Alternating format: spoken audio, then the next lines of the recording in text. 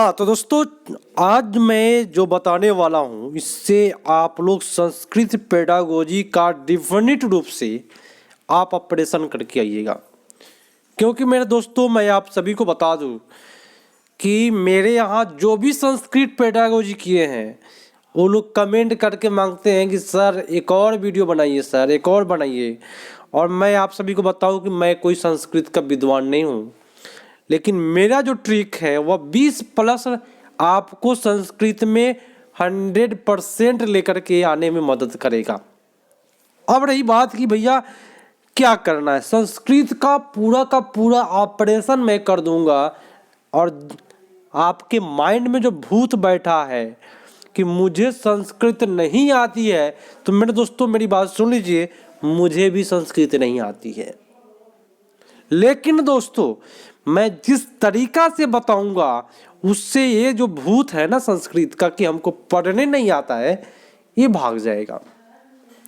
और जिनका हिंदी पेडागोजी मजबूत है उनका संस्कृत पेडागोजी भी मजबूत हो जाएगा। तो भैया भाषण तो हो गया बहुत, शुरू करते हैं आज का क्लास काफी मजेदार तरीका से। प्रथम क्वेश्चन लिखा हुआ है क्या कि शिक्षण शब्द में धातु बताना है, किस धातु से मिलकर बना है शिक्षण शब्द। आप सभी को पता है कि शिक्षण शब्द जो है वह शिक्ष धातु से मिलकर बना है। ये याद रखिएगा, काफी बेटर तरीका से बताऊंगा, मजा आएगा। और मेरे यहाँ लगभग 14 से लेकर के 15 वीडियो संस्कृत पेडागोजी का है। यदि आप एक दिन में पूरा देख जाते हैं, प्लेलिस्ट में पड़ा हुआ है, तो मैं कहता हूं कि आप डेफिनिट रूप से 20+ करके आइएगा और भी संस्कृत का ऑपरेशन चीर फाड़ के आइएगा। मज़ा आ जाएगा जब आप लोग पास कीजिएगा और कमेंट कीजिएगा कि सर आपका पढ़ाया हुआ सब आया। मेरा ऑफलाइन का क्लास चलता है मेरे दोस्तों, मैं अपनी बात बताऊं, और ऑफलाइन के क्लास में दोस्तों काफ़ी मज़ेदार संस्कृत पेडागोजी गुजरा है। लेकिन कोई सेशन जो है ना वो हार्ड है, फिर भी काफ़ी बेटर जा रहा है संस्कृत। चलिए, हिंदी में पढ़ने आए उनको तो उनका एग्जाम बेटर होगा। भाषा के वैशिष्ट्यम नास्ति, कौन सा विशिष्ट नहीं है भाषा के लिए बताए। नास्ति माने नेगेटिव क्वेश्चन। तो तात्पर्य रहित व्यवस्था, मेरे दोस्तों रहित जो होता है वह नेगेटिव में जाता है और सहित जो होता है वह पॉजिटिव में जाता है। तो पहले ही मिला आपका नेगेटिव वर्ड। और बोला कि भाषा ऐच्छिक रूप से प्रयोग करेंगे, अच्छी बात है। वाचिक प्रतीक व्यवस्था होता है, ठीक है। यादृच्छिक ध्वनि प्रतीक व्यवस्था है, भाषा में यादृच्छिक चलता है, सही दोस्तों। लेकिन कभी भी गिनती में यादृच्छिक नहीं चलता है, मैथ में नहीं चलता है, लेकिन भाषा में आप कहीं से भी बोल सकते हैं दोस्तों, कोई दिक्कत नहीं है। तो इसको बोलते हैं यादृच्छिक, मतलब होता है आप कहीं से बोल सकते हैं। तो आप यही मारिए, तात्पर्य रहित व्यवस्था नहीं है। भाषा क्या है, एक ऐच्छिक प्रयोग है और एक व्यवस्था है दोस्तों। अभी रहित व्यवस्था बोल दिया, गलत बात बोला, तो क्यों नहीं इसको मार के आएंगे। आइया अगला प्रश्न, अगला प्रश्न है दोस्तों कि संस्कृत भाषा के शिक्षण में विविध परिगणित नास्ति, कौन सा नहीं है ये बताना है। ज्यादा पढ़ना नहीं है दोस्तों। तो भाषा के शिक्षण में इसमें कौन सा नहीं आएगा, तो भाषा के शिक्षण में मेरे दोस्तों व्याकरण विधि कुछ हद तक चल जाएगा आपका, क्योंकि संकेत एक भाषा का व्याकरण है। प्रयोगशाला विधि मेरे दोस्तों, भाषा का कहीं भी आप नोट कर ले, भाषा का प्रयोगशाला आज तक कहीं खुला ही नहीं। अनुवाद चलता है, पाठ्य पुस्तक चलेगा क्योंकि कुछ ना कुछ चलेगा, लेकिन प्रयोगशाला नहीं चलने वाला है। आपका उत्तर बी पे चला जाएगा। पूर्ण से अंश की ओर गमन करना, पूर्ण से अंश की ओर क्या कहलाता है, आप लोग बताएं। पूर्ण से अंश की ओर बताएं। आपको यहाँ पे नोट करना है, क्योंकि इससे आपका हिंदी पेडागोजी भी बेटर होगा। देखिए उत्तर क्या होगा, पूर्ण से कभी भी कहेगा अंश की ओर तो आप विश्लेषण विधि करके आइएगा, लेकिन दोस्तों कभी अंश से पूर्ण बोले तो आपका संश्लेषण कहलाएगा। उल्टा दोनों बात को आप नोट करें, आपका बेटर तैयारी हो जाएगी। पूर्ण से अंश की ओर विश्लेषण विधि, मजा आ जाएगा मेरा क्लास अगर करते हैं तो। देखिए ये जरूरी नहीं है कि दोस्तों कि यही क्वेश्चन आएगा, लेकिन मेरी बात ध्यान से सुन ले, जिस तरीका से किया जा रहा है उस तरीका से आप करिए, आपका भी बेटर होगा। आइए लिखा क्या है कि व्याख्यान विधि छात्रों के लिए उपयोग कौन सा व्याख्यान विधि छात्रों के लिए उपयोग होगा। किस प्रकार से उपयोग होगा व्याख्यान विधि? मैंने दोस्तों व्याख्यान बोले तो लेक्चर देना, सभी छात्रों के लिए होगा क्या व्याख्यान विधि? नहीं। क्या मुखर छात्रों के लिए होगा? नहीं। क्या निम्न छात्रों के लिए होगा? नहीं। क्या उच्च कक्षा के लिए होगा? मेरी बात ध्यान से सुने, व्याख्यान विधि जो होता है वह उच्च कक्षा के विद्यार्थियों के लिए चलता है। जैसे देखिए आप कहेंगे सर उच्च तो गलत होता है, तो सर आप गलत क्यों मार रहे हैं? मैं बताऊंगा।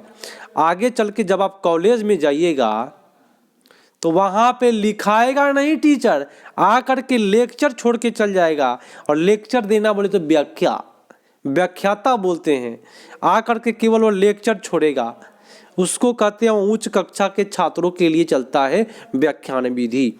आप इसको माइंड में बैठाए, आपसे आज से लेकर कभी भी आपसे पूछे व्याख्यान विधि तो उच्च क्लास के विद्यार्थी के लिए चलता है, लेक्चर सुनने का काम बस।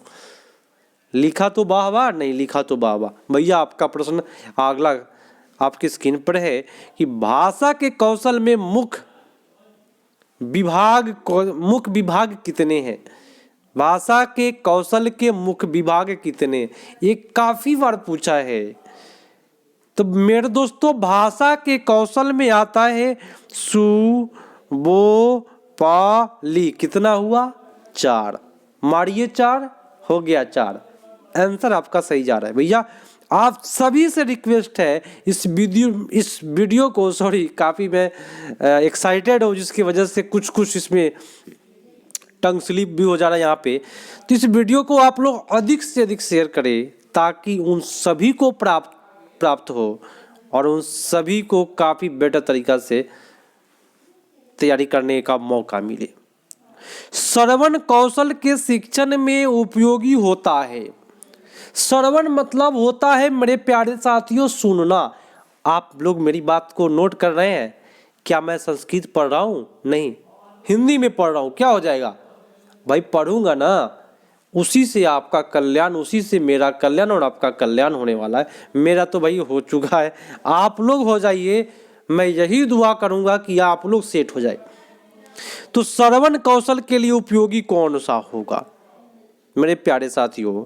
श्रवण कौशल के लिए टेप रिकॉर्डर जरूरी है, तब ना। टेलीस्कोप से देखने का काम, माइक्रोस्कोप से देखने का काम, सिस्मोग्राफ से भूकंप मापते हैं। तो भैया आपका क्या होगा? टेलीस्कोप से टेप रिकॉर्डर से श्रवण कौशल का ना विकास होगा। हो तो गया भैया। अगला प्रश्न है, पूरे प्रेम से धैर्य से, क्योंकि सीखना है, एग्जाम में अच्छा करना है। यदि सौम्या नाम का एक लड़की पढ़ते समय एक नवीन अपरिचित शब्दों को वह पढ़ती है, तो वह, मेरी बात ध्यान से सुनिएगा, क्या मैं संस्कृत में पढ़ा हूं? नहीं। कितना लोग पढ़ते हैं संस्कृत में कैसे, और उन्हीं लोगों का नंबर कम आता है। लिखते यदा सौम्या नाम बाला एकम पाठम पठन समय एकम नवीनम अपरिचितम वा शब्दनम पठती सा। भैया कुछ बुझाया? इस तरह से विद्वान बनने से कुछ होने वाला है? नहीं दोस्तों। हम लोगों को मातृभाषा में पढ़ना है।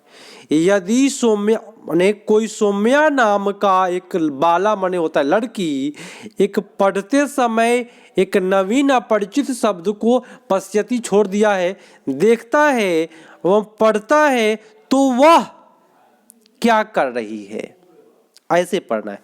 तो संदर्भ के अनुसार अर्थ का अनुमान करती है। मेरे प्यारे साथियों, ये जो अर्थ वर्ड होता है वह संस्कृत के लिए काफी हिट होता है और 100% सही जाता है।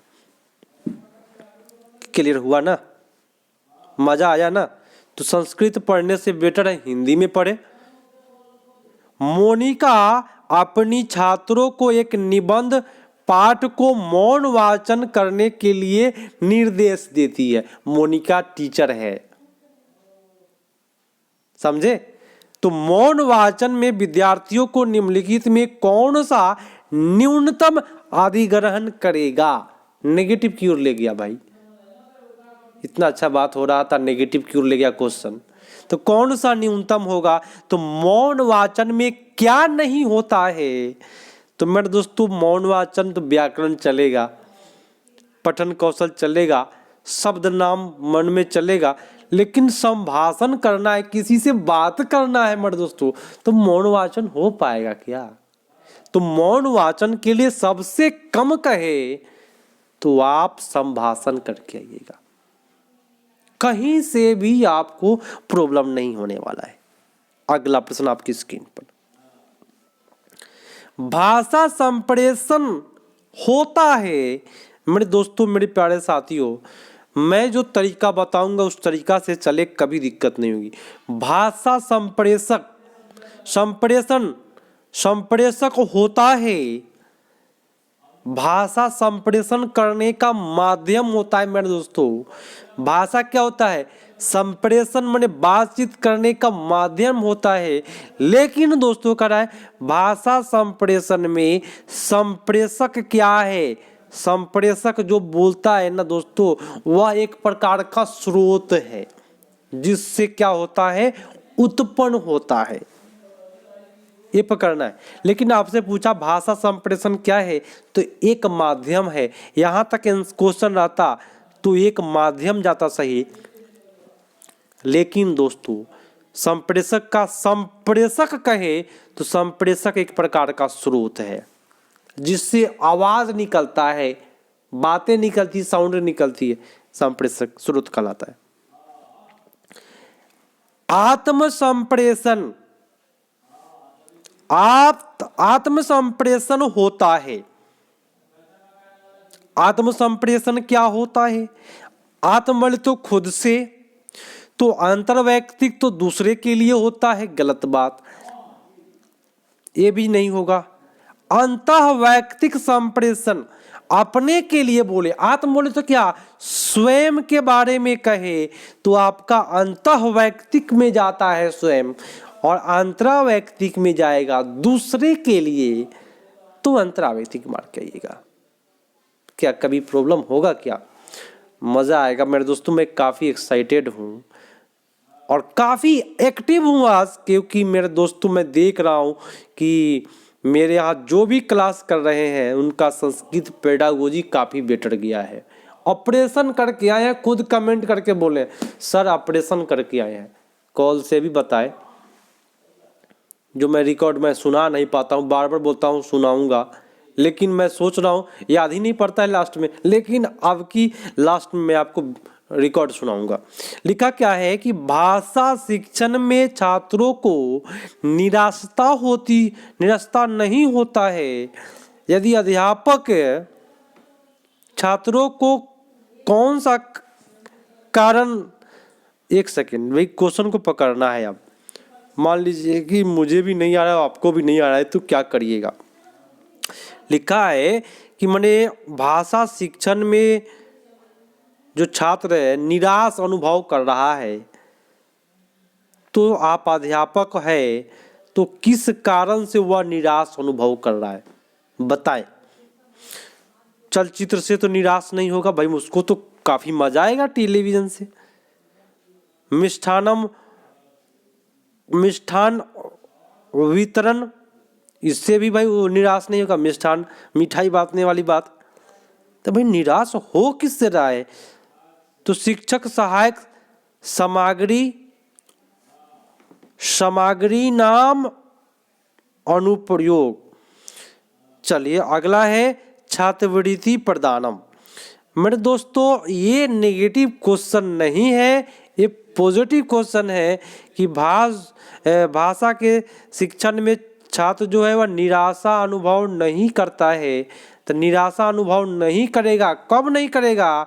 जब शिक्षण सहायक सामग्री उसके उपयोग होगा तो वो कभी भी निराश अनुभव नहीं करेगा। जो पढ़ाई होगी उसी का सामग्री मिले तो वो कभी भी निराश नहीं होगा। ठीक है, तो आपका उत्तर 27 का सी पड़ जाएगा। अगला है कि एक बालक लिखते समय अशोभनम अस्ति, माने लिखना उसका क्या है? अशोभता, माने क्या बोल, अशोभन मतलब होता है कि अशोभना माने बेकार। ठीक है, एक बालक का जो लिखावट है वो क्या अशोभन है, तो वह अध्यापक कौन सा कारण, अध्यापक किम कारणीयम, तब वह अध्यापक क्या करेगा? ठीक है, तो अध्यापक होने के नाते अगर कोई बालक का जो लिखावट है अशोभनीय है, राइटिंग नहीं बैठ रहा है, तो अध्यापक होने के नाते आप क्या कीजिएगा? उत्साहवर्धन करेंगे कि तुम कुछ अच्छा कर सकते हो। उपेक्षा करेंगे बच्चा हतोत्साहित होगा। निकाल देंगे, निष्कासन कर देंगे, हतोत्साहित हो जाएगा। सुलेखा अभ्यास, सुंदर अभ्यास लिखवाएंगे, कहेगा कि भैया, क्योंकि इसमें भी निराशा अनुभव करेगा, क्योंकि वो सोचेगा कि हम अच्छा नहीं लिखते हैं इसलिए सर हम पर लगे हुए हैं। उत्साहवर्धन देंगे, तुम कुछ कर सकते हो, तुम अच्छा कर सकते हो। विद्यालय में शैक्षिक उद्देश्य की प्राप्ति किस प्रकार से सर्वाधिक योगदान होता है? विद्यालय में शैक्षिक उद्देश्य की प्राप्ति सर्वाधिक किससे होगा? तो विद्यालय में शैक्षिक उद्देश्य की जो प्राप्ति होगी वह छात्र, शिक्षक, विद्यालय भवन और पाठ्यक्रम से। लेकिन मेरे दोस्तों सुनिएगा, विद्यालय में शैक्षिक उद्देश्य की प्राप्ति किससे सर्वाधिक, किसको अधिक योगदान देंगे? जो शैक्षिक उद्देश्य की प्राप्ति करता है तो पाठ्यक्रम को सबसे अधिक। पाठ्यक्रम गलत होता है, आप लोग के माइंड में बैठा है, लेकिन यहाँ छात्र के बारे में और कोई शिक्षक के और विद्यालय भवन के बारे में बात नहीं हो रही है। शैक्षिक उद्देश्य की प्राप्ति सबसे किससे अधिक होता है? तो अगर पाठ्यक्रम बेटर होगा तो शैक्षिक उद्देश्य की प्राप्ति जरूर होगी। मैं समझाने के लिए इतना टाइम लेता हूँ ताकि आप लोग समझे और आपका जो है संस्कृत पेडागोजी का जो भूत सवार है वह खत्म हो। वैज्ञानिक विधि का प्रयोग कुत्र भवति, कहाँ पे होता है? तो वैज्ञानिक विधि का प्रयोग मेरे दोस्तों कहाँ पे होगा? परस्पर शिक्षण में, सामाजिक में आता है। मूल्यांकन भैया, तो यहाँ पे कोई कठिनाई नहीं हो रहा है कि उसका मूल्यांकन किया जाए। 9 वाला नेगेटिव हुआ। देखिए वैज्ञानिक विधि का प्रयोग कहाँ पे होता है? तो उपचारात्मक शिक्षण के लिए वैज्ञानिक विधि का प्रयोग करते हैं। याद रहेगा ना? तो मेरे दोस्तों, मेरे साथियों, आपको घबराना नहीं है। आप सभी से रिक्वेस्ट है भैया कि हाँ, वीडियो ऑडियो सुनवा देता हूँ जो एग्ज़ाम दे करके मेरे यहाँ ऑफलाइन आया है, ज़रा उन ऑडियो को सुनिएगा आप सभी। लेकिन मेरे दोस्तों, आप लोग अधिक से अधिक शेयर करें ताकि सभी को ये वीडियो प्राप्त हो और अच्छा उनका एग्जाम जाए। तो चलिए ऑडियो मैं सुनाता हूँ। तो दोस्तों ऑडियो स्क्रीन पर आ चुका है, सुनिएगा ध्यान से। थोड़ा सा आवाज़ कट रहा था नेटवर्क की वजह से, लेकिन देखिएगा जरा शुरुआत कैसे होता है।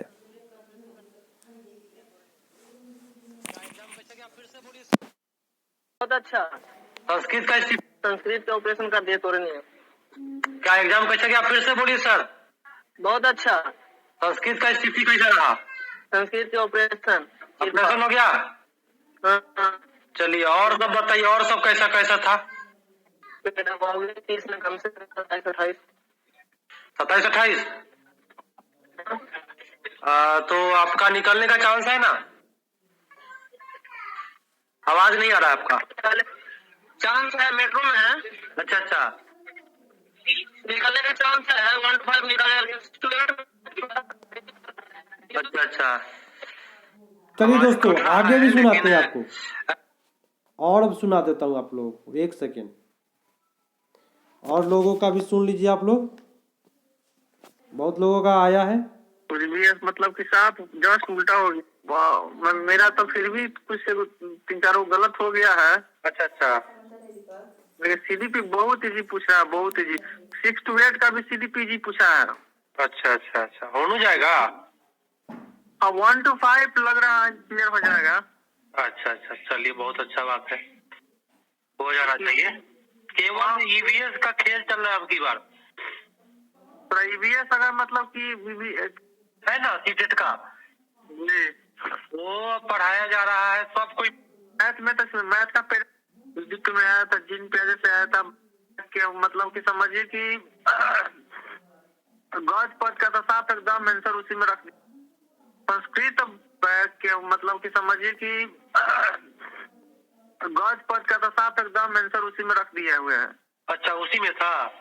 वो पूरा मिल जा रहा है, थोड़ा सा व्याकरण नहीं बना पाए हैं हम। अच्छा अच्छा हम नहीं पढ़ रहे थे, लेकिन गौज पद का जो चुन कर लिखना नहीं आता है, अच्छा अच्छा, वो सब लिख दिए हैं। चलिए बहुत अच्छा हुआ। वो खाली ईवीएस का जो 15 नंबर है ना, जी, वही खेल चल रहा है अब की बार सीटेट में, ताकि बच्चा सब भटक जाए। बाकी सब चीज अच्छा।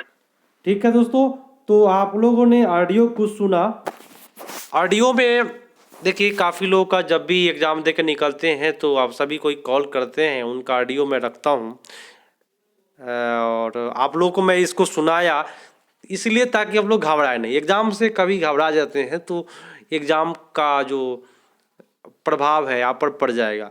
ठीक है, इसलिए आप लोग एग्ज़ाम से घबराए नहीं, एग्ज़ाम अच्छा जाएगा और पूरे धैर्य के साथ अपना एग्ज़ाम दे करके आए।